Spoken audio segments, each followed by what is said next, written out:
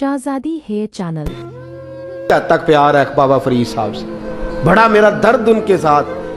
और मैं जितना इस सूफी को पढ़ता हूँ कम ही लोगों को मैंने पढ़ा है। हजरत बाबा फरीद के पीर और ख्वाजा मोइनुद्दीन साहब के खलीफा, क्या नाम है? ख्वाजा कुतुबुद्दीन। मकतब में पढ़ने गए ना, पहले दिन 4 साल की उम्र थी, तो कारी साहब ने अलग बात आसा पढ़ाया तो उन्होंने 15 सुपारे कुरान पाक के सुना दिए। तो कहने लगे बेटा तुझे कैसे आए? कहने लगे मेरी अम्मा 15 सुपारों की हाफिज है, वो सारा दिन कुरान पढ़ती रहती थी, मुझे सुन सुन के याद हो गया है। जे बाला नू गाला याद हो सकदियां ने तो कुरान पाक भी याद, अल्लाह खैर करे। शर्त यह है कि हम घर में कुरान पढ़ें, बच्चों को सुन सुन के भी याद हो ही जाता है। ख्वाजा कुतुबुद्दीन इतना उरूज पाया इस शेख कामिल ने कि वक्त का बादशाह भी मुरीद हो गया। सुल्तान शमसुद्दीन तमश मुरीद था, दिल्ली का बादशाह भी मुरीद था, अजमेर का बादशाह ख्वाजा मोइनुद्दीन साहब का मुरीद नहीं हुआ ना, पाकपतन का बादशाह बाबा फरीद का मुरीद हुआ। लेकिन ख्वाजा कुतुब साहब को अल्लाह ने ये अजमत भी दी, ये शान है ना। अगरचे सदका सारा ख्वाजा मोइनुद्दीन के कदमों का ही था, लेकिन दिल्ली का बादशाह मुरीद हुआ, और इतना आला मुरीद हुआ कि जब ख्वाजा कुतुबुद्दीन साहब का विसाल हुआ तो 3 शर्तें लगाई थी। फरमाया मेरा जनाजा वो पढ़ाए, जब से तौबा किया फिर उसका सीने बद हराम के लिए ना खुला हो, और जब से तौबा किया फिर लुकमा हराम उसके गले से ना गुजरा हो, और जब से तौबा किया फिर कभी नमाज तहज्जुद भी कज़ा। बड़े बड़े सूफी मेरी तरह के गर्दन झुका के खड़े हो गए।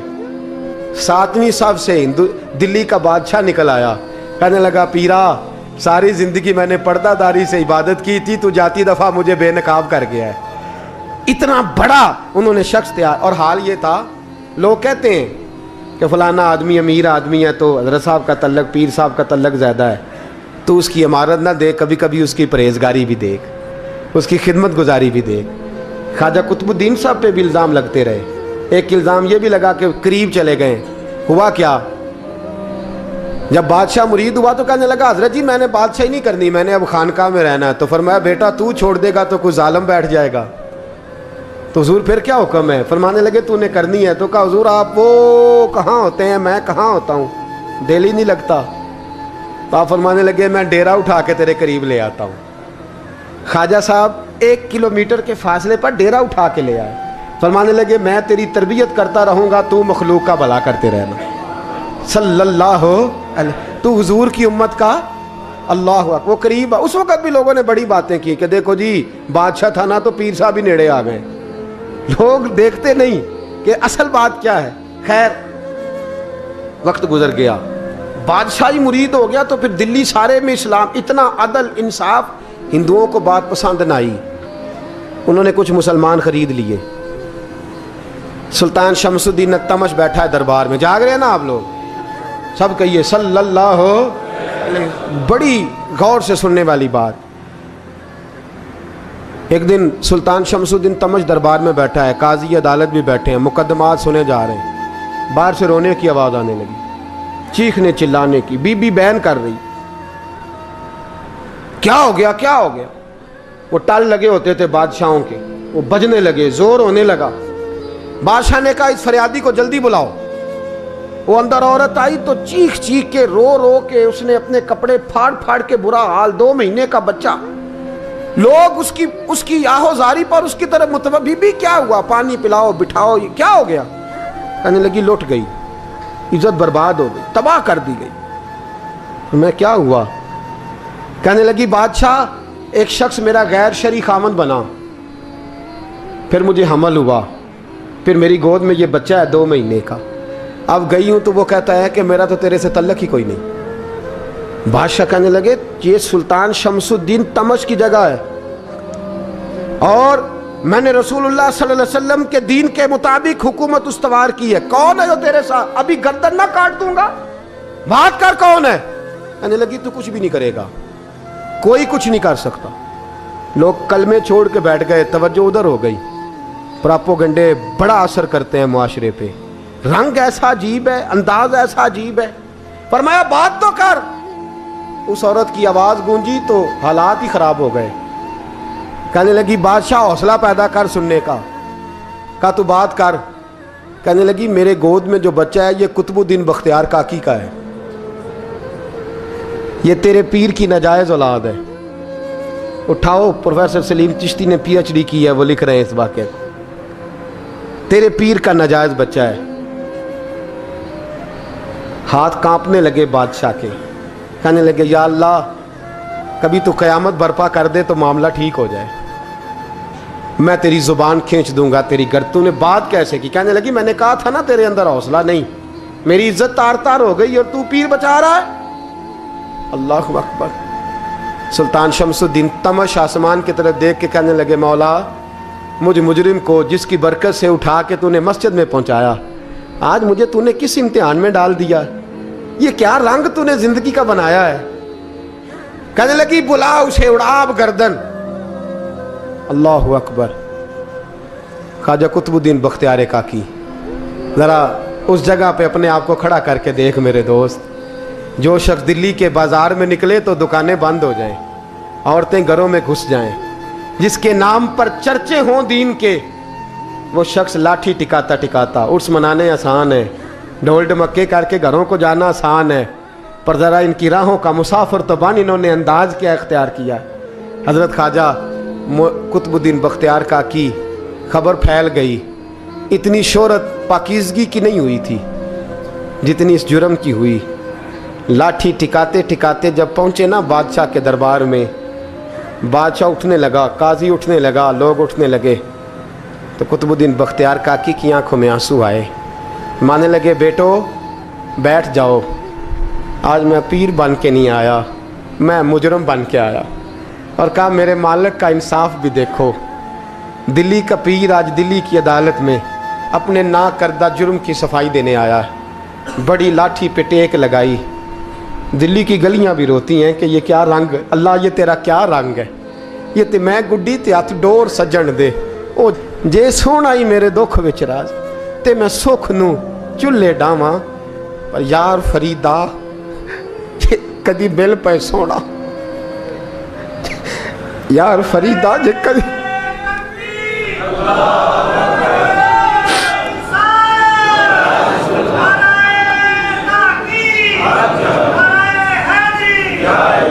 یہ کدی مل پہ سونا، بس انہوں رو رو حال سناواں، ٹیک لگائی ہے۔ کہنے لگی بی بی بول دے گواہی، کہنے لگی بی بی رب جانتا ہے، رب کا رسول جانتا ہے، پر میں تجھے نہیں جانتا، تو کون ہے؟ کہنے لگی اچھا وہ لوگوں کو بھیج کے تہجد کے بہانے پچھلے دروازے مجھے اندر بلانا، رب تیرا بھول جانا۔ پھر رونے لگی، پھر مکر کرنے لگی۔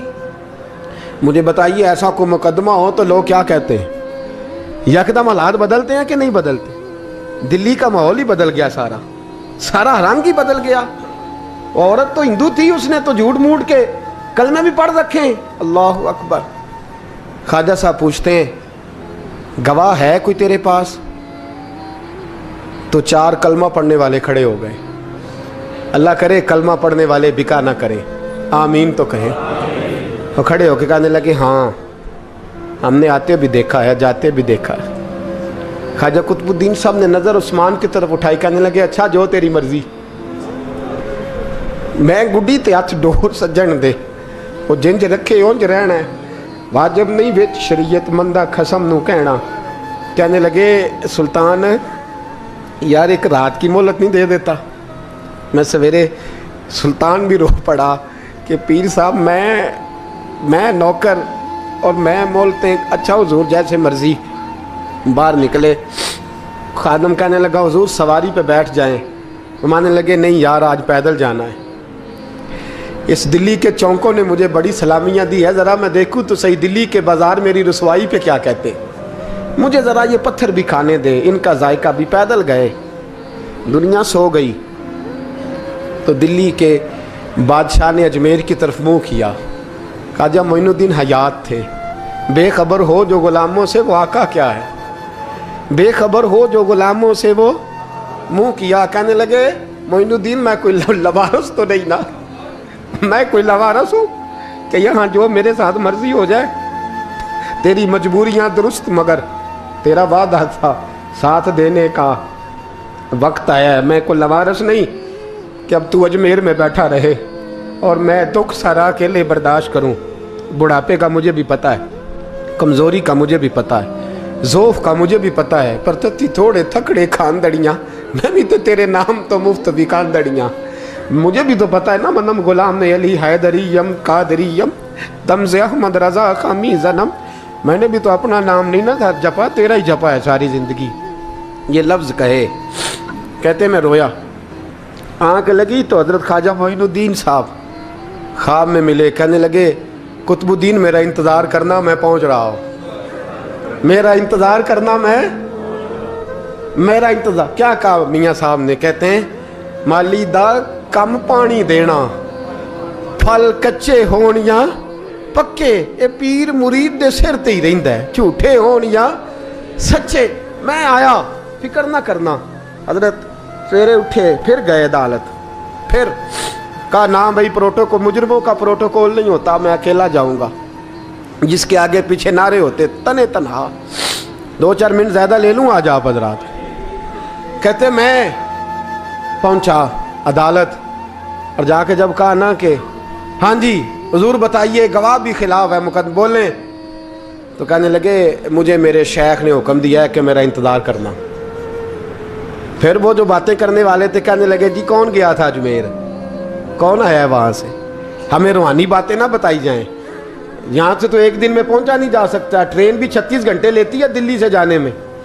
تو کہا یہ کیسے ہو سکتا ہے، کوئی رات کو رات آپ کو خبر ہو گئی، آپ کیس کو لمبا نہ کریں، بادشاہ مرید ہے، لگتا ہے کہ یہ راتوں رات بھگا دے گا پیر کو۔ اتنی باتیں خواجہ صاحب نے سنی۔ جب بے گناہ آدمی کو یہ باتیں سننی پڑتی ہیں پھر دل بڑا ٹوٹتا ہے، پھر بڑی تکلیف ہوتی ہے۔ حضرت کہنے لگے یارو تمہاری مرضی۔ شمس الدین تمش کی آواز گونجی، فرمایا جیسے انہوں نے کہا ہے ویسے کیا جائے گا۔ 3 دن کے لیے عدالت برخاست کر دی جاتی ہے۔ چیم گوئیاں ہونے لگی، پھبتیاں کسی جانے لگی۔ تیسرے دن شام کا وعدہ تھا، چوتھے دن عدالت جانا تھا۔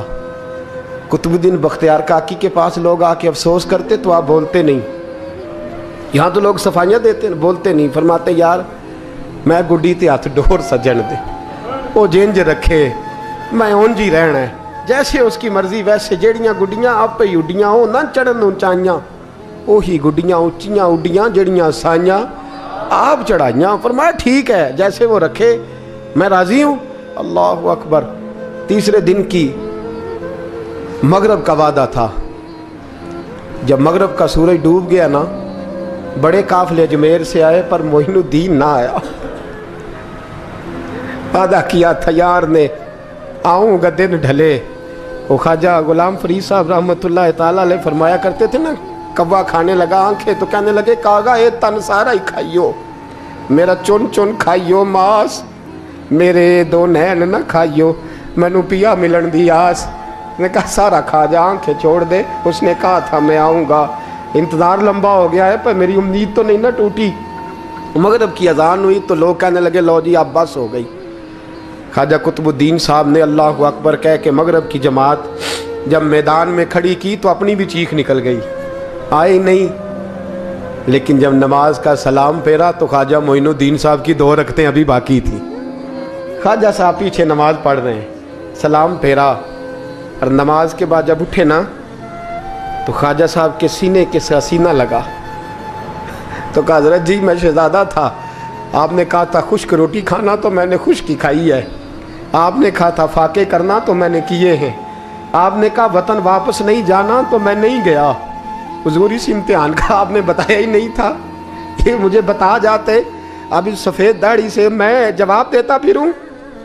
خواجہ معین الدین صاحب نے جھٹکا، پیچھے ہٹ، تو زیادہ عزت والا ہے کہ یوسف زیادہ عزت والا تھا؟ تو زیادہ مقام والا ہے کہ عائشہ زیادہ مقام والی تھی؟ چپ کر، یہ کوئی صوفیاء کا طریقہ ہے؟ چپ کر۔ عرض کی حضور غلطی ہو گئی، میں پہلے نہیں رویا، تو ملا ہے تو رویا ہو، میں پہلے نہیں تڑپا، میں نے شکوا نہیں، تو ملا ہے، اپنا ہی کو ملے تو دکھ یاد آتے ہیں نا۔ فرمایا چپ کر، جا سلطان سے کہہ دے سویرے نماز کے بعد عدالت لگا دے۔ سویرے جب عدالت لگی نا تو خواجہ معین الدین صاحب بازو پکڑا خواجہ قطب صاحب کا، نکلے تو دیکھا لائنیں لگی ہیں، مجمع لگا ہے، آنکھوں میں آنسو آ گئے۔ کہا حضور آپ کیوں روتے ہیں؟ فرمایا میرا دل تھا لوگ میرے قطب کی شان دیکھنے آئیں، یہ کتنے بدبخت ہیں، میرے کتب کی رسوائی دیکھنے آئے، کتنے نالائق ہیں، رسوائی دیکھنے اتنے آئے ہیں، شان دیکھنے آتے ہی نہیں۔ اللہ اکبر۔ جب میدان لگا خواجہ صاحب پہنچے، عورت کو کہنے لگی اللہ سے ڈر جا، وقت تھوڑا ہے، تو مر جائے گی۔ کہنے لگی مجھے داستانیں نہ سنائیں۔ قاضی صاحب سے کہنے لگے قاضی صاحب آپ حقیقت حال سے آگاہ ہیں، خیال کریں۔ کہنے لگے خواجہ صاحب دلیلیں نہ دیں، گواہ لائیں، باز نہ کریں۔ خواجہ صاحب رحمت اللہ علیہ کہنے لگے گواہوں کو بلاؤ۔ گواہ آئے تو خواجہ معین الدین صاحب نے نظر، تم ہو میرے کتب پر، میرے کتب کے جرم کے گواہ؟ ان کی زبانیں کانپنے لگی، ہاتھ کانپنے لگے، میں بولتے کیوں نہیں؟ جب ان کی نظریں جھکی تو بادشاہ کہنے لگا اگر اب تم نے گواہی نہ دی تو تمہیں میں مجرم بنا کے 80 کوڑے ماروں گا۔ کہنے لگا جی دیکھا ہے ہم نے تہجد کے وقت۔ جب سب گواہیاں پوری ہو گئیں، عورت بھی تڑپ رہی ہے، رو رہی ہے، 2 مہینے کا بچہ گود میں ہے۔ اب بولیے، علماء ظواہر بھی کھڑے ہیں، حسد کرنے والے جلنے والے بھی کھڑے ہیں، ہندو تو ویسے ہی تالیاں بجا رہے ہیں۔